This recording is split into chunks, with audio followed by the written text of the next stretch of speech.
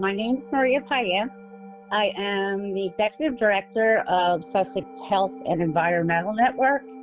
And my journey into this work actually started because my family was impacted by industrial agriculture, AKA some people call it factory farms, but we ended up buying a property where my son could enjoy the outdoors, much like where I grew up. We had neighbors that had cattle on pasture. I was used to animals. And when they sold the property that was across the street, agribusiness came in and everything quickly changed. It was poultry house after poultry house after poultry house after poultry house. And then there was a cattle feedlot that went up on the same property that was across the street, and we were downhill. After many years, really bad experiences between public health, the health of my family, not being able to enjoy your property, respiratory rashes, and trying to get answers and get behaviors corrected. It soon became apparent that these folks had way too much power. And they had power over everyone. And once your family is impacted, and I'm talking to the point of, at one point after mass mortality, I was pulling my son, he was probably about 8 at the time, out of the bathtub with blisters all over his entire body. This happened on 3 occasions. He would get off the school bus and literally throw up because of the intense odors outside. You know, he'd be out playing football or something with his friends, and I'd have to call them all in, because when it gets to the point where your eyes are burning, your nose is burning, your throat's burning, you know this isn't good for children to be playing in. So it was a lot of different things. And at the point, my husband was getting treatments for cancer, and he wanted to test my son for cancer. And that was the final straw. I just said, we're gone. I'm done. It was way too many years, and my family was slowly getting poisoned. So we left, and that just set my whole trajectory in life, that if people realized what was going on, this would change. And I really did believe that back then. Unfortunately, I've seen changes that are making it more concentrated and bigger rather than the opposite direction. That was Maria Payan describing what it's like to live surrounded by large-scale industrial animal agriculture at her previous home in York, Pennsylvania. After leaving PA, Maria and her family went south to the Delmarva Peninsula, where they once again found industrial animal agriculture, specifically the chicken industry, polluting the environment and making people sick. Since then, Maria and her son Michael founded the Sussex Health and Environmental Network, and have been organizing for environmental justice and public health in Delmarva ever since. I'm Carly Rizzuto. I've been a teacher and a podcast researcher, and I created this 5-episode series made up of lots of research and 11 interviews intended to examine the power of agribusiness in the U.S. and its impacts on people and the environment. To do this in 5 one-hour-ish podcast episodes, we're going to focus on one specific industry in one specific place: the broiler industry, so chickens grown for meat, in the Delmarva Peninsula. I chose this place and this industry because I was born in and live in Maryland and wanted to better understand how this particular industry often has more power over my state's policymaking than the people do.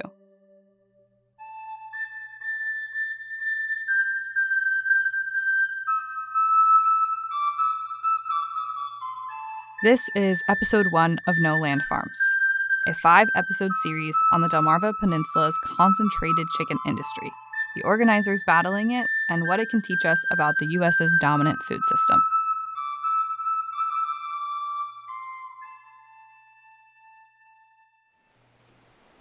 To set the scene a little bit for people that might not be familiar with the Delmarva Peninsula, how would you describe it?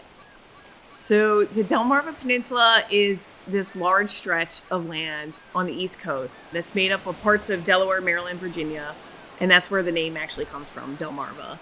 It's surrounded by water, the Chesapeake Bay to the west and the Atlantic Ocean to the east on the other side, and it's mostly flat and rural, lots of farms, small towns and beautiful bodies of water. I've always loved the shore ever since I was little. I grew up fishing, hunting, exploring the area when I was little here, and I ended up going to college at Salisbury University. This is Gabby Ross, a Delmarva-based organizer and a founder of the group Concerned Citizens Against Industrial CAFOs. Another thing that people know about Delmarva is there's a huge poultry industry presence. What, in your experience, is this presence like, and how does industrial agriculture also shape the communities here? So there's definitely a heavy presence. You know, when you're heading over the Chesapeake Bay Bridge and then you get through Kent Island, like you'll start seeing it no matter which way you go. If you go Route 50 or 404, it's both economically and culturally important. Purdue Farms, the fourth biggest chicken producer in the U.S., was founded on the peninsula in Salisbury, Maryland. And the region claims, as you can read on a state of Delaware historical marker, that it's the birthplace of the commercial broiler industry. Sussex County, Delaware produces more broilers than any other county in the U.S., so many chickens that all of the corn and soybeans produced in Delaware aren't even enough to feed the state's chickens. And Delaware, Maryland, and Virginia currently rank 7th, 8th, and 12th for poultry-producing states, behind bigger states like Georgia, North Carolina, and Arkansas. Everyone around here knows either someone that works for the industry, whether it be like trucking or in the rendering plant, or actually owns a chicken farm or has been impacted by the industry in some way. And, you know, it provides jobs and it supports related businesses here. I would also say that it's got a complicated effect on the community. For Gabby, that effect became too much to ignore one day in 2015. I literally learned it from a Facebook post from Kathy Phillips, who was the ASTI coastkeeper at the time. It must have been like 8:30 at night. I saw this post and I was like, well, wait a minute. Like, that's where I live. I stayed up that whole night. I messaged Kathy Phillips on Facebook. I was absolutely enraged. We got absolutely no notice. Nobody else in the neighborhood, even the people that lived next door, didn't get any notice from Maryland Department of the Environment. Nobody knew anything about it. And I remember messaging her back and forth. I was like, what can we do? Like, what the heck is this? Like, how do we fight this? Like, I don't want this in my neighborhood. So, what was it? Here's Monica Brooks, a founder of Concerned Citizens Against Industrial CAFOs and the president of the Wicomico County branch of the NAACP. The issue was that the government was allowing 13 football field sized concentrated animal feeding operations, that's what CAFOs stand for, to be placed on top of the Paleo Channel, which is our source of water here. Most of the community in this area are on well water. And 13 mega-sized poultry houses were coming to town and placed right next to each other and also on top of this water. If you haven't seen a CAFO chicken house before, they are typically windowless, closed, longer than a football field, and have huge fans blowing the stuff inside the house out into the surrounding environment. They're often called factory farms because they're designed for factory-like productivity. They're highly mechanized and are built to produce the fattest chickens as fast as possible. Animal feeding operations, or AFOs for short, can be designated either as small, medium, or large CAFOs, not based on the size of the buildings confining the animals, but by the number of animals that they confine and how surface waters are exposed to the animals and their waste. To be considered a large broiler CAFO, like many of the chicken operations in Delmarva, a CAFO confines at least being the operative word here, 125,000 chickens. That huge number of chickens confined in one space is cruel to the animals and produces a lot of waste. The chicken operation word for that waste is litter, an umbrella term for the combined feces, urine, bedding, feathers, and anything else left on the chicken house floor like feed after the hundreds of thousands of chickens are trucked out to slaughter. That waste gets stored in stockpiles or sheds, but also pits or lagoons, and then it's either spread on farm fields on site for fertilizer, or it's sold to be used on other farm fields or to a company that processes that waste into another commodity. You can imagine how the waste from 13 massive industrial chicken houses could affect local air quality, runoff, and pollute surrounding waterways, or seep below ground and contaminate drinking water. When we found out, which initially the first thing that caused anger was, how come no one said anything? No one informed the community. No one said, hey, by the by. It was a little tiny piece, literally maybe 3 lines in a bottom left corner of a newspaper during the Thanksgiving holidays. Wow. And somebody saw it. And ultimately, it led me to write and print out 75 letters. And at the time, I remember driving around in my little car, and I stuck them in everyone's mailboxes. And the letter basically was like, hello, neighbors. My name's Gabby. I live in such and such road. Just got word about this massive project. This is going to be unprecedented for the area. I want to fight this. Like, if you want to fight it too, like, here's my cell phone number and here's my email. At the time, like, I didn't really think, I was going to hear much back, because I knew, like, the area was very heavily pro chicken and pro industry. And little did I know, I got maybe like 5 phone calls the next day, a couple emails. One of my neighbors that lived up the road, his name was Steve. He came knocking on my door, and he was like, I'm Steve, like, nice to meet you. Like, we got to do something about this. And like, I just felt completely empowered. So we started, to make a long story short, we started meeting at the library, the local library. And it ended up being like a group of like 10 individuals. Initially, people were kind of like, what? As I mentioned earlier, you have this, when I said this love-hate, you have this industry that has helped families, and it has, people have made money for it, they work for them, that sort of thing. But that also created a reluctance to highlight areas that the industry is failing the community. And so people didn't want to say anything negative. No one wanted to hear anything negative because they don't want to rock the boat. And others just didn't want to believe it. So initially, we had some people who instantly received the information and understood why was this an issue, and others who were like, I don't want to hear it. I don't want to hear it. Why are you causing this problem? Why are you making it an issue? Why are you trying to ruin our livelihood? What are you doing?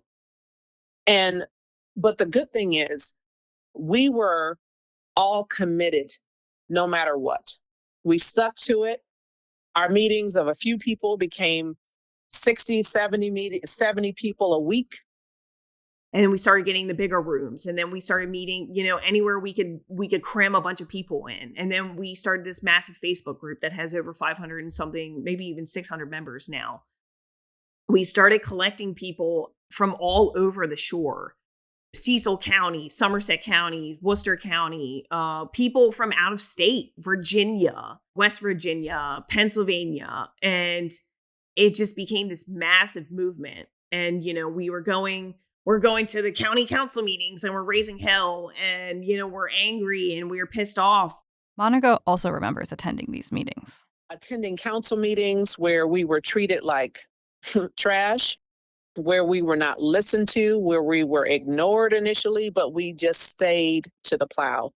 And I tell you, it is a beautiful thing to see what happens when people come together, united on something. Change happens. And we did happen. And we did affect change. We didn't get local support in any way. So we went across the bridge. And we brought that support over here, Johns Hopkins and University of Maryland and different organizations to assist us. And with those tools and with the people wanting answers and demanding to be respected, we started to get some laws changed bit by bit. We got the word out throughout the community, to where we were no longer those people who are trying to tear down the industry, but these are people that are actually showing us and illuminating things that we had no idea were a thing. And so they became concerned. And so we grew from there. Concerned Citizens Against Industrial CAFOs was successful in stopping the construction of the 13 Chicken House CAFO.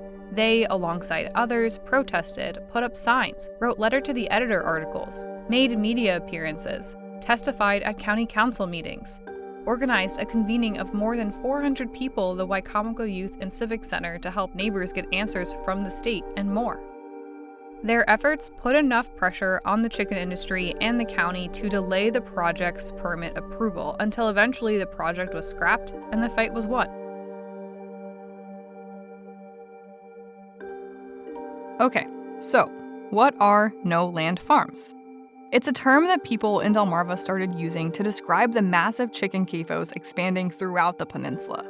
Gabby explained them to me as, quote, shoving as many barns as you possibly can on one small piece of land and not having any kind of farmland correlated to the farm to spread the manure, end quote.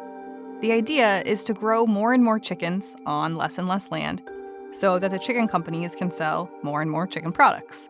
These operations look more like large-scale industrial sites than they look like farms.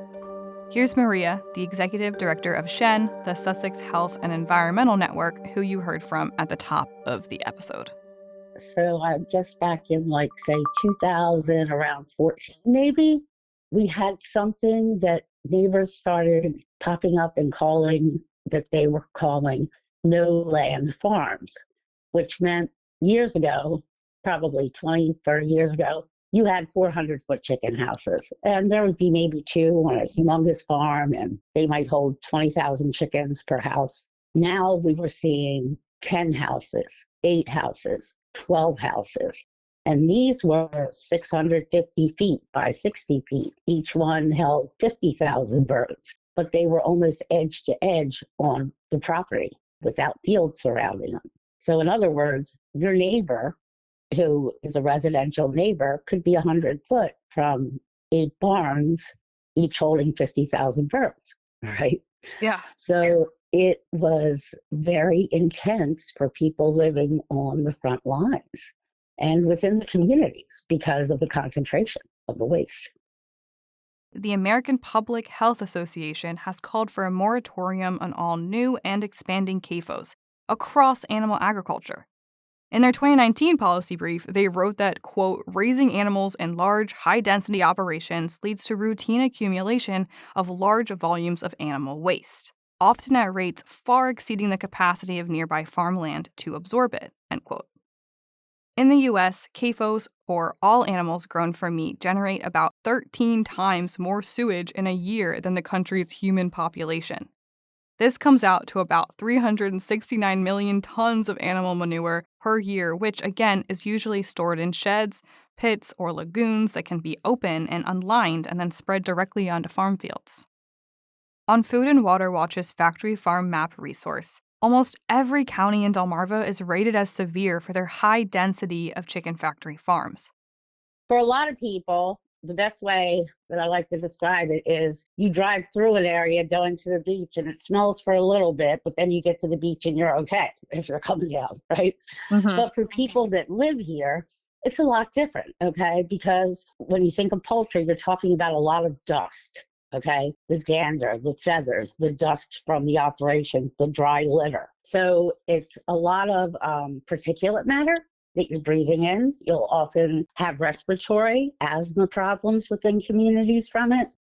The dust blowing out of the chicken house fans is a mix of feathers, feces, feed particles, skin fragments, microorganisms, and air pollutants like ammonia, nitrous oxide, particulate matter, hydrogen sulfide, and volatile organic compounds, many of which of those are carcinogenic. Breathing that air in on a regular basis, so like if you live near or you work in these operations, can worsen things like allergic reactions, asthma, nausea, and other respiratory conditions. In a 2018 study called High Density Poultry Operations and Community-Acquired Pneumonia in Pennsylvania, the authors found that people living in their calculated highest quartile, meaning closest to large poultry CAFOs, had a 66% increased chance of being diagnosed with community-acquired pneumonia. One gentleman, he had just a lot of problems with odor and mismanagement. And he called, we went to his property, and I can remember walking in the backyard, and there were feathers all over his backyard. And the only thing I could think of as a mother was, oh my gosh, if you had a toddler out here, right, they would be picking up the feathers and putting them in their mouths. Now, keep in mind, when you're talking about poultry and being raised in the houses, they're standing on their own waste, their poop. Okay. So, and they're sitting because they make their breasts bigger. So just to think of that thought, having a child and having this in your backyard, in your own backyard, it's horrifying. The chicken litter and manure can contain things like antibiotic-resistant bacteria, hormones, heavy metals, high levels of nitrogen and phosphorus, pathogens, and pesticide residues that sit in the soil or run off into surface water or groundwater, heightening people's risk of life-threatening illnesses such as gastrointestinal disease and cancer. And CAFOs are not the only polluting operations to know about when it comes to the large-scale chicken industry. Here's Monica. You can find a big factory for Tyson, Purdue, Mountain Air, Pilgrim's Pride, and many more facilities within, I would say, 45-minute drive. So it is huge here in this region. There are 5 major corporations producing chicken meat in Delmarva: Purdue Farms, Mount Air Farms, Tyson Foods, Allen Harim Foods, and Amick Farms. They are among the infamous players in the chicken industry that have earned the title of integrator because of how ruthlessly they've vertically and horizontally integrated their chicken business, meaning they've bought up so many companies that they own their own supply chains and don't have many competitors. These integrators own their own breeder operations, feed mills where the monoculture-produced chicken feed is processed, hatcheries where the chicks hatch and are either prepped for delivery to CAFOs or are ground up to be used in other products. They own their own processing plants where the 5 to 6 week old chickens are slaughtered and their parts are cut and packaged. They own the trucks for transporting the chickens and more. All of this infrastructure is physically concentrated by design in order for the integrators to make the highest profits possible. Because it's cheaper to move your product, which in this case is chickens, through the supply chain if your supply chain is 1, located in one general area, and 2, owned by you. So, the integrators purposefully concentrate their polluting facilities in a specific county or region because they make more money by doing so. This setup, which is state-sanctioned, functions to help the integrators accumulate wealth, while worsening illnesses and having fatal consequences for the people living there.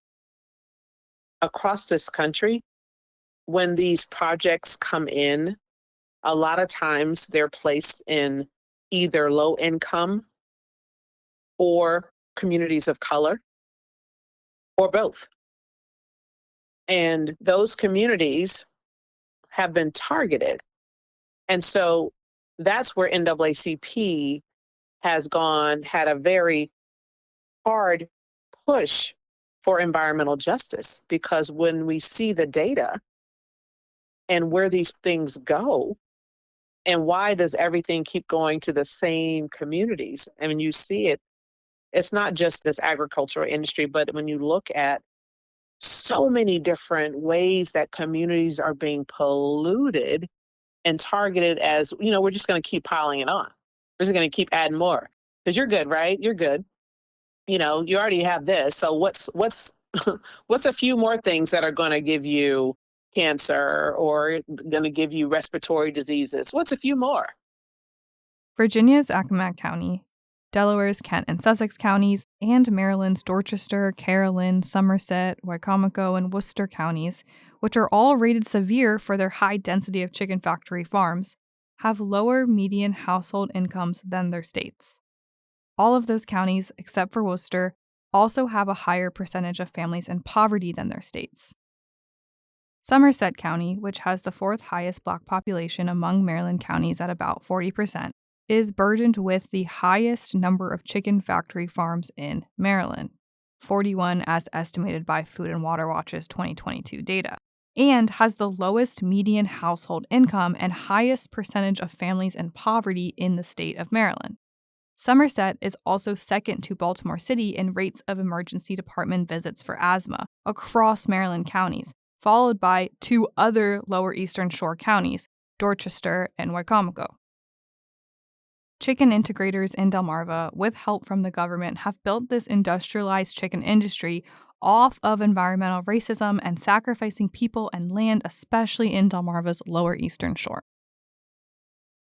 And so we are fighting for that fairness to not have not only these things that contaminate communities, but for also to prevent communities of color from, or should I say, sounding the alarm that you are not welcome here. You are not welcome. We don't buy your smoke and mirrors. We see what it really is, and we don't want it. And we're going to fight you with tooth and nail to not have it here.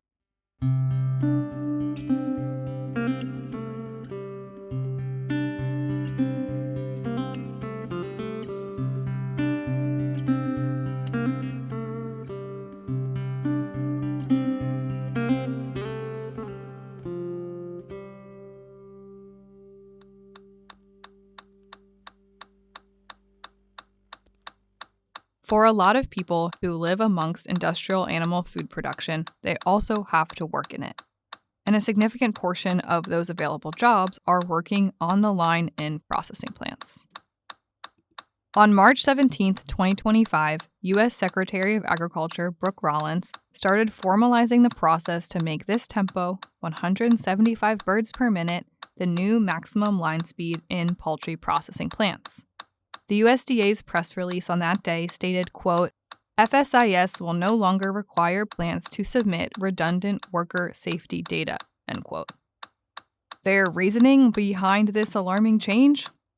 Well, they claim ostensibly that, quote, extensive research has confirmed no direct link between processing speeds and workplace injuries, end quote. This conclusion is obviously wrong and very cruel, but why lie? Well, Rollins is quoted in the press release explaining, quote, we are committed to ensuring our producers remain competitive on a global scale without being held back by unnecessary bureaucracy. Under President Trump's leadership, we are cutting unnecessary red tape, empowering businesses to operate more efficiently, and strengthening American agriculture, end quote. You see, the chicken industry is a huge advocate for faster line speeds. Because faster line speeds mean more production, which means more profits, even though faster lines also mean an increase in exploitation of workers doing work that's already really dangerous, along with an increase in air pollution, fresh water use, and waste generated by the processing plants. Historically, so president after president, the chicken industry has been getting their way. In 1970, the maximum line speed was 35 birds per minute. In 1979, it was 70 birds per minute. In 1984, it was 91 birds per minute, and then 140 birds per minute in 2014 after poultry inspections were further privatized. In 2018, the USDA started waiving the max, allowing plants to get waivers to process at the 175 birds per minute line speed that's planned to be formalized in 2025. That's about 50 years of line speeds increasing. When discussing line speeds, it is helpful to know that the line speed that these policies refer to is the specific speed of the mostly automated evisceration portion of the processing line. And that portion's speed does affect the speeds of the lines before it and after it and impacts working conditions on the processing line as a whole. Oxfam's Labs on the Line report includes quotes from people working the lines, like one person who worked night shifts saying, quote, as soon as the first shift leaves around 6 o'clock, that's when it speeds up and starts to get hard. You can't stand the pain on your shoulders, your hands, because of that repetitive movement. That's when you start hurting, rotating your hands, and using the scissors in one hand and using the other for another thing. It's just too much, end quote. In the article, Poultry in Prisons Toward a General Strike for Abolition, Carrie Fresher, in referring to poultry processing and line speeds, explains, quote, these are places produced through organized abandonment and premature disability and death for the profit-making of the Don Tysons of the world. Here we may trace competing visions of time from the racial capitalist logic of the plantation to speed-ups enacted by the USDA, end quote. To learn more about the uniquely intense working conditions and myriad of health hazards in poultry processing, I was able to speak with Dr. Thurka Sangaramoorthy. My name is Dr. Thurka Sangaramoorthy. I am a professor and chair of the Department of Anthropology at American University in Washington, D.C. I am a medical anthropologist and an epidemiologist by training. And much of my work is really around sort of global economies of care, really how people around the world care for each other. And there are three major sort of specific topics that I've worked on for all of my career. So the first is around infectious disease epidemics. And this is largely around HIV and sexually transmitted diseases. I also have worked quite a bit on migrant and refugee health as well. And the third area is really around environmental health disparities and environmental health policies that lead to different types of health outcomes for different groups of people. So, a large portion of your ethnographic work and your research has focused in Maryland's Eastern Shore. So, I'm curious, why do this work in Maryland's Eastern Shore, and what maybe should we know about this place in particular in your context? The Eastern Shore is just a really sort of an interesting place. It's incredibly diverse. Maryland was a slaveholding state. So you do have a large number of historical locations where plantations were, where enslaved people were kept.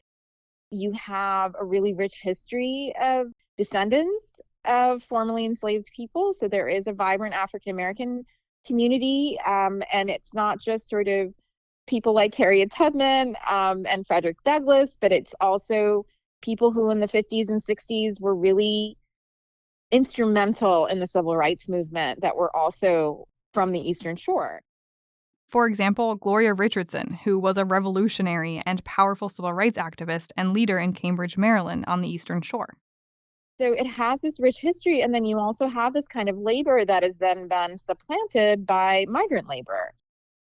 You also have a large poultry industry there. It's the eastern sort of, like, there's a U-shaped poultry sort of geographic, right, that starts in the Midwest, and then it actually sort of comes down and then goes up to Maryland and Delaware. And it's a key place where poultry processing actually happens. And Purdue and other industries are very, very, very significant players in the economy in the Delmarva Peninsula, especially in Delaware and Maryland. The people who work there, it is really diverse. It is incredibly sort of folks of color who work on the assembly lines, and the management is mostly white. There isn't an inequality there. What you do have is sometimes, like, these are jobs you have to remember in much of these jobs, whether it's farm work, whether it's poultry, whether it's seafood processing. These were jobs that were held formerly by the descendants of enslaved people, right? These were African Americans that really did a lot of this work. And they've been entirely almost replaced by migrant labor because as African Americans gained certain kinds of rights and freedoms over the years, they became unionized and fought for certain kinds of equal rights. These jobs often were displaced to migrant workers. The article, The Southern Model Revisited, explains that in the poultry industry, quote, racial and ethnic displacement suppressed unionization, worsened workplace health and safety, and depressed wages. The industry's reliance on racialized anti-labor tactics was a way to disorganize Black-led worker movements and keep wages low and profits high, end quote. They also write that, quote, by 2019, most workers were people of color, women, and immigrants. In early 2020, the foreign-born share of meatpacking workers was 45.4%, end quote, which is substantially higher than the average share of most other industries. And so you still have African Americans who work in this industry. You also have what I would consider Latinos or Latinx folks who are both migrants and those who are sort of stable communities. But you also have a lot of Haitians who work in the Maryland's Eastern Shore poultry industry. This is often the first job or the only jobs that are available to them. I've been working with Haitians for a very, very long time, and not necessarily in Maryland, but all over the U.S. And so the working conditions are, as you can imagine, not great. They're incredibly constrained, almost unfathomable for most of us who really don't understand how this works. Oxfam's 2015 Lives on the Line report calculated there were about 250,000 people working on the poultry processing lines in the U.S., making about 20,000 motions each every shift. The jobs on the line are repeated motions performed to get a live chicken entering the plant to exit as multiple plastic-wrapped packaged parts, and are things like lifting and hanging live chickens onto moving shackles, cutting wings, legs, and thighs, pulling out chicken breasts, and trimming skin and fat. There's also workers monitoring the mostly automated sections of the processing line in case the machines miss a chicken, like where chickens are stunned, decapitated, bled, or dunked into scalding tanks. In 2024, the U.S. chicken industry grew about 9.4 billion chickens, which averages out to about 297 birds processed a second. So, how much are people compensated for this volatile, intensive work? Oxfam's 2015 report found that wages were only around $11 per hour on average, and that the value of wages had decreased nearly 40% since the 80s. Meanwhile, what the executives of these companies take home has only increased in value. And also, another example, the Tyson CEO in 2024 was given $22.77 million, which, if you take a line worker's pay from the Oxfam report and say they work 40 hours a week every week in the year, the Tyson CEO is still taking home about 995 times more money, or 99,500% more money than the line worker who was actually doing the dangerous work. It's grueling work. One small mistake can cost you your life, literally. And we know that because it's one of the highest risk for injury. So these are all facts. These are not my opinions. Poultry processing is a top source of work-related finger amputations, and as reported by the Occupational Safety and Health Administration, OSHA, poultry industry workers are subject to severe injuries and illnesses, musculoskeletal disorders, concussions and bone fractures, pathogens, feces and blood from chickens, cuts and lacerations, eye burns, and respiratory illnesses from exposure to hazardous chemicals like ammonia and peracetic acid, and even death. Since we're bringing all of this context back to Delmarva, it's worth noting that in the past few years, a Purdue poultry processing plant in Delmarva's Accomack, Virginia, was exposed for employing children on the processing line, and in 2022, a 14-year-old was subject to a brutal arm injury, described as gruesome by Delmarva Now. In January 2025, Purdue paid $4 million for their child labor violations, which is less than 0.04% of the company's $10.3 billion in revenue that they reported for 2024. To put that into perspective, if someone made $100,000 in 2024, then that's equivalent to a $40 fine for them. So these companies really aren't being held responsible. So we have this data, and people who work in it really are very open about how grueling it is. I haven't met anyone that said, I really like working in a poultry industry. It's a job. It's something that's often the only thing that they can do to make a living. They kind of describe it as one body, right? Even though there are multiple people in an assembly line that do the specific task over and over again. So it's a repetitive task sort of movement.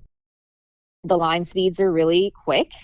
And so there's very little room for mistakes, because if you mess up, right, it can really trigger it's like a domino effect, and you have to think about it that way. So it's like one body, even though there might be like 10 people in that line, right?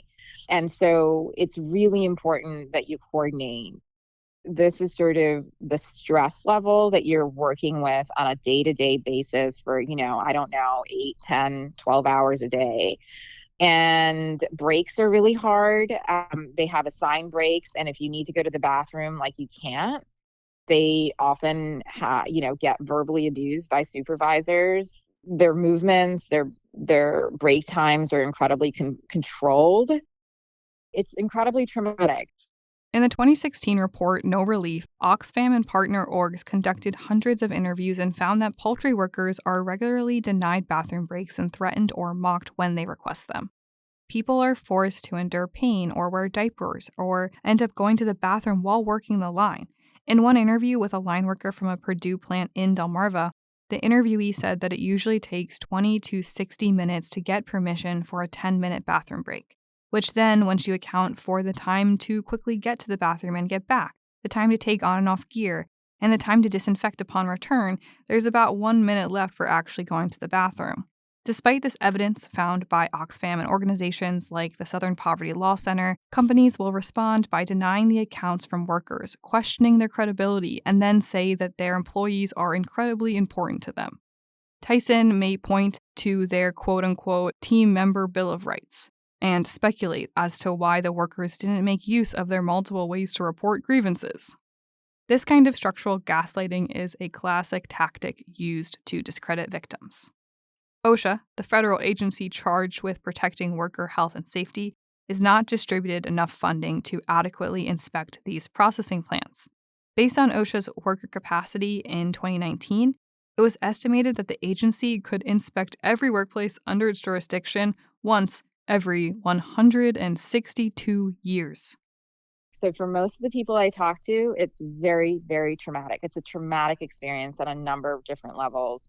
I can tell you about two people. One is someone who was pregnant and was working on the poultry line, and she had a really hard time. She had a hard time, and she essentially, the stress level, the kinds of repetitive movements, she lost the baby.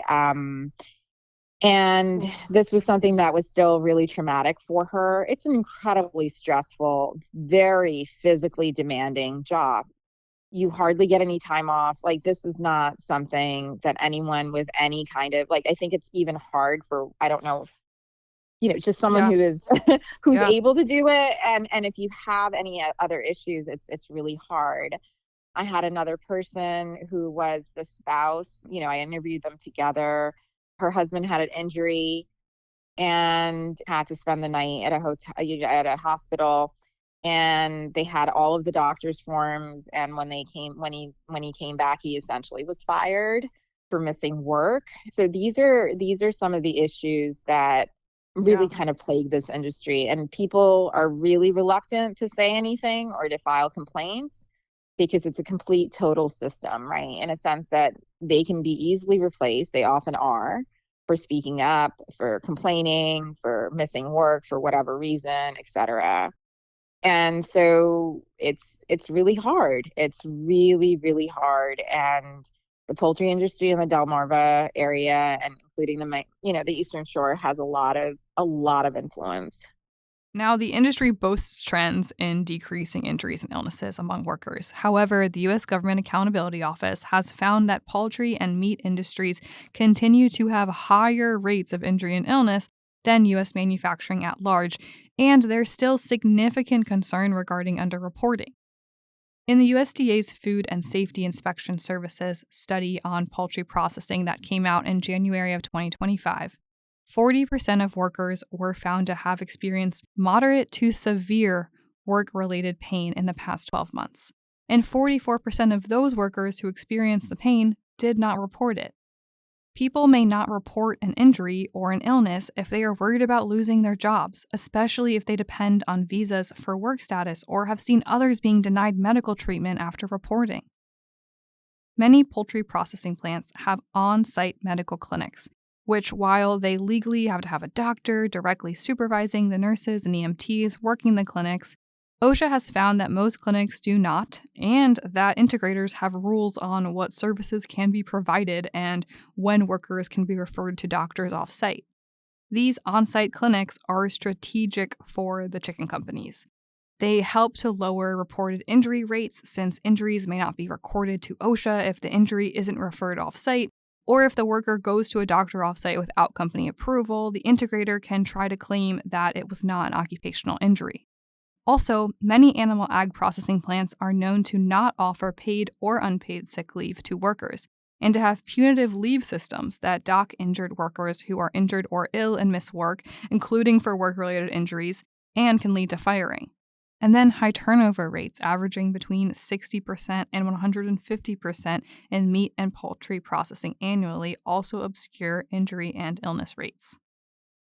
A lot of what ethnography allows me to do is to really think about health in different ways, right? So what you can't really see, repetitive motion really wears your body down very quickly, right? Very, very quickly. And so that means things like nerve damage, things like, other things that are not easily sort of visible and really can't be diagnosed very quickly. So it can be carpal tunnel. It can be lots of other things that sometimes takes months or years to kind of figure out exactly what's wrong. But repetitive movements, that's essentially what you're doing. You're doing the same movement over and over and over and over again. And this involves your hands, or it involves other parts of, oftentimes your upper body. And that has really detrimental effects on someone's physical health in ways that can't be it's not really visible sometimes. It happens over a period of time. It's a cumulative effect that happens. And so a lot of people suffer from those, yet they can't get diagnosed. They can't go in and say, okay, this is what I'm feeling, because it's just not, it's not easily sort of visible or diagnosable. The less visible injuries are things like damage to nerves, tendons, muscles, and developing tendinitis, epicondylitis, trigger finger, and carpal tunnel syndrome. For example, the National Institute for Occupational Safety and Health studied a poultry processing plant in Maryland and found that 76% of participants had abnormal nerve damage and 34% matched the definition for carpal tunnel syndrome. The 2025 FSIS study found that 81% of poultry processing workers were at an increased risk of musculoskeletal disorders. So these are things that are really, really hard for people to kind of think through and to explain, especially when you have language barriers. And these are not necessarily things that providers are also very adept at. They can figure out a broken bone, right? But to kind of think about what repetitive motion does to a body, it's really difficult. And then what you have is, like what I said, psychological injury. There's a lot of that. Constant abuse, feeling like you really have no sort of choice or rights, feeling discriminated against for a number of different ways for Haitians in particular. So there's a lot of stress, there's a lot of pressure, there's a lot of devaluation that happens. And those are grave, mental health injuries as well. And so I think that's how one has to sort of understand, like, what we sort of hear about and what is sort of noticed and visible are those, a really small number of those visible injuries. And this is a high injury risk job, meaning that you have a job that actually those numbers are really high, meaning what is underneath the surface is even higher. These injuries have been going on for a long time. They're known, they've been studied, they're preventable, and at the end of the day, that makes them deliberate, happening intentionally to some of the least protected and most targeted people by the state.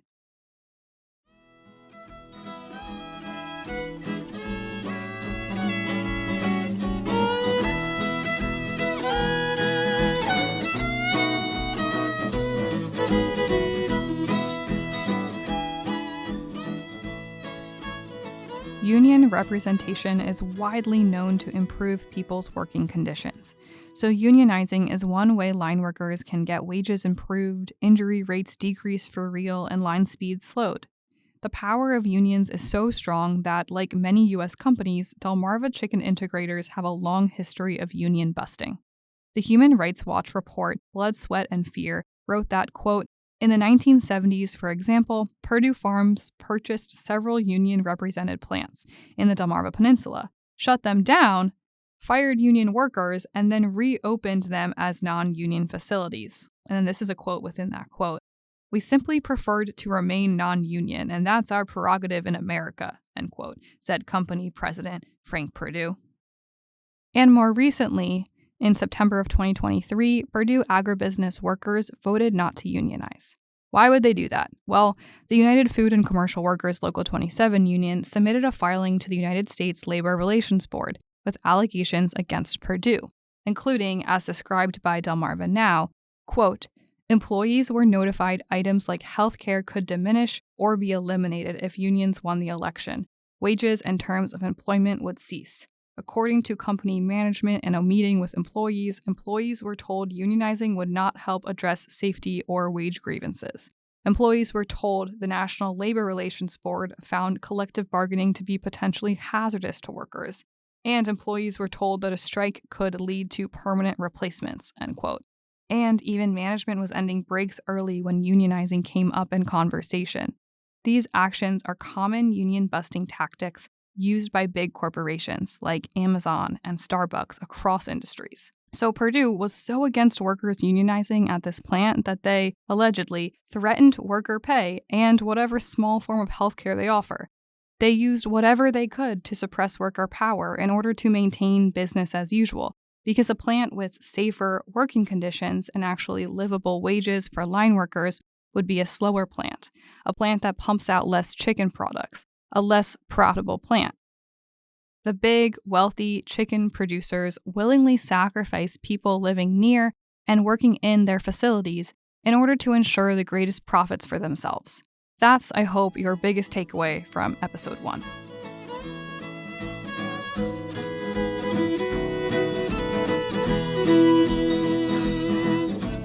The Delmarva Peninsula is one of the places in the US and the world where there's a concentrated, large-scale chicken industry, and the industry's production continues to grow.